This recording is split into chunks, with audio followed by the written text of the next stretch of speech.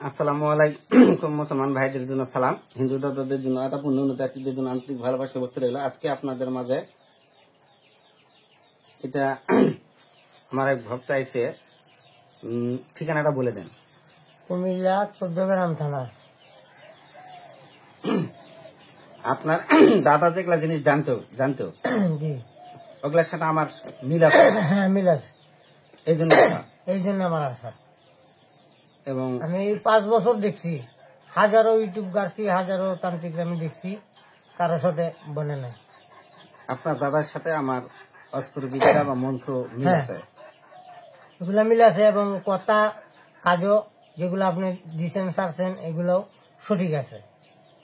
এগুলো প্রয়োগ করে দেখছেন? না, প্রয়োগ করছি না, যে আমার দাদা যে বলছে এবং আমি যে কাজ করি আমার দাদার গুলা দিয়া, এর জন্য আমার আত্মবিশ্বাস, আল্লাহর উপরে ভরসা, উলিয়ার দোয়ায় যে আপনার বিদ্যাগুলো সঠিক আছে। যে জায়গায় একটা পরীক্ষা আসে করবা দিলাম, পরীক্ষা সাকসেস। হ্যাঁ, আমি এমনি একটা পরীক্ষা করছিলাম, একজনের মোবাইল 2টা হারাইছিল আমার এখানে 14 গ্রামে। উনি কাঠমিস্ত্রির কাজ করে, ওনারা সবাই বান্ডারি বলে। তা আমি ওই আপনার বিসমিল্লাহ কট পুঞ্জিকট, অমুকের মোবাইল হারানো গিয়েছে, অমুকের জিনিস হাজির কর, শিব দুর্গা কামাকা দোয়াই, উস্তাদ গুরু বকুলের দোহাই। আমি 7 বার পড়িয়া একটা নকশার মধ্যে 7 বার ফু দিয়া ওনারা আমি এটা দিয়ে দিছি, কইছি এই নকশাটা রোদের মধ্যে আপনি দিয়ে রাখবেন, আপনার জিনিসটা পাইবেন। 24 ঘন্টার ভিতরে মোবাইল 2টা আবার ফেরত পাইছে, দিয়ে গেছে। এই শুধু আমি একটা জিনিস পরীক্ষা করছিলাম, আর এর ভিতরে এই 2 বছরের ভিতরে আমি কোনো জিনিস চালাইছিও না, পরীক্ষা করছি না। কারণ আমি মনে মনে প্রতিজ্ঞা করছি, আমার দাদার কাছে আমি যত সময় দেয়া সাক্ষাৎ না করবো অত সময় দাদার অর্থ আমি চালাইব না। তাহলে দেখ, তাও তো একটা জিনিস হ্যাঁ, পরীক্ষা করে চূড়া জিনিস বার করছেন, এটা 100-এর মধ্যে 100 এমন কোন ওস্তাদ নাই কিন্তু এবার বার করতে পারবে না। মেন কথা হলো কি, মন্ত্র বলে কোনো কিছু নয়। তারপরে আমার দাদা একটা শিখেছিল আয়না পড়া, চুরের ছবি দেখা যায় আয়নার ভিতরে। আমিষা আমিষ চুরকা মনীষ দেখনে ছায়া কিরণে আয় চুরমে কায়া, লাগছে কুকরি, লাগছে অলকিট লাগ। কিন্তু এগুলো আমার দাদার আমার নিষেধ দিছে যে কঠিন পরিস্থিতি হইলে তো তুমি এগুলা চালাইবা, নাইলে এগুলা চালাইলে মামলা মকদ্দমা পুলিশ অনেক কিছু হয়। আচ্ছা, এটার ব্যাপারটা আয়নাটার ব্যাপারটা থাকো, বলার দরকার নেই এই মুহূর্তে। তো যাই হোক, ওই চোরা জিনিসটা বার করছেন, এটাই আল্লাহর কাছে শুকরিয়া, সাকসেস হয়ে গেছে, সাকসেস হয়েছেন। এই জন্য একটা আত্মবিশ্বাস যে এই আয়নাটা পর একটা নকশার উপর প্রয়োগ করে রোদে দিবা দিচ্ছি, মন্ত্রটা প্রয়োগ করছেন, দিয়ে অমুকের জিনিস অমুকের কাছে হাজির করে সামান্য কট দিয়ে। তোমার যেমন দাদা বলতো যে একটা মন্ত্রতে 5-10টা কাজ হয়, একটা মন্ত্র দিয়ে 100 কাজ হয়, তো অত মন্ত্র লাগে না। আমার এই মন্ত্রের সাথে মিল হয়েছে। এবং হয়তো এই মোবাইল চোরা মোবাইল বার করছেন কতদিন আগে? এটা 4 থেকে 5 মাস হবে, 4-5 মাস আগে কথাবার্তা শুনি। এগুলো কিন্তু চোরা জিনিস আমার গুরু বলে গেছে, যেটা সত্য।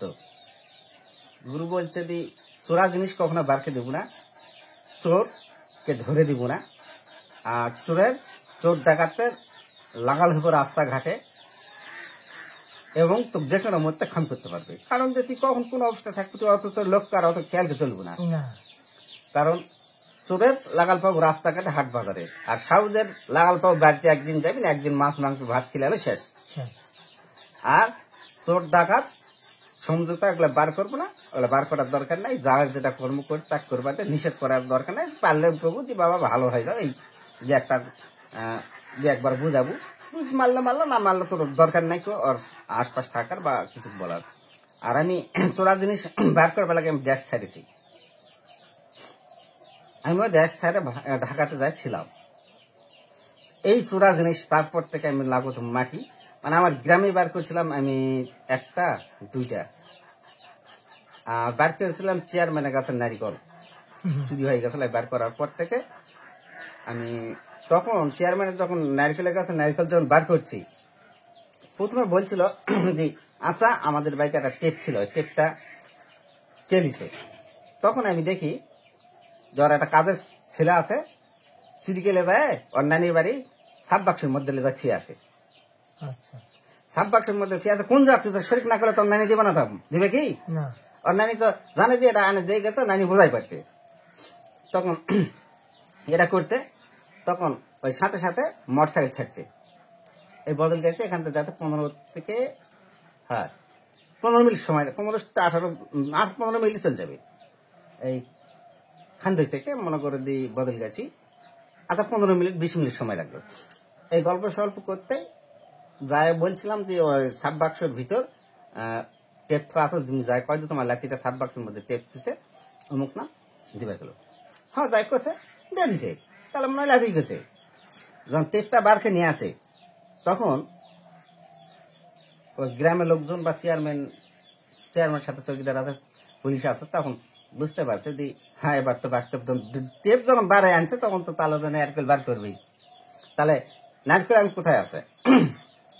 তখন বললাম যে ওই যে মুখ 5 পালা খাই দেয়, এই বাঁশের নিচে ছায়ের নিচে লুকে দিছে, আর একটা গাড়া আছে, ওই গাড়াত খাঁচা জঙ্গলালা গাড়া আছে, খাঁচা ফেলে দিছে। কি করবে? আর কিছু তালের খাটা আছে না উপরে, তালের খাটা বান দিয়ে ঝুলে দিয়ে পাটি দিছে, পাটি দিয়ে নিচ মুখ থেকে পাটি দিয়ে ইংলিশ ঢুকলে চলে গেছে। তাহলে তো মানে ঢুকলে তো নারকেল প্রচুর নারকেল ধরছিল, 200 মিনিট পরে গেছিল। তো এরা চেয়ারম্যান চাষতে ভাইরা এরা করছে, বুঝতে পারছেন? চেয়ারম্যান ক্ষমতা আছে, মারধর মানে পুলিশ প্রশাসন আইন প্রশাসন অর্থটা পারবে।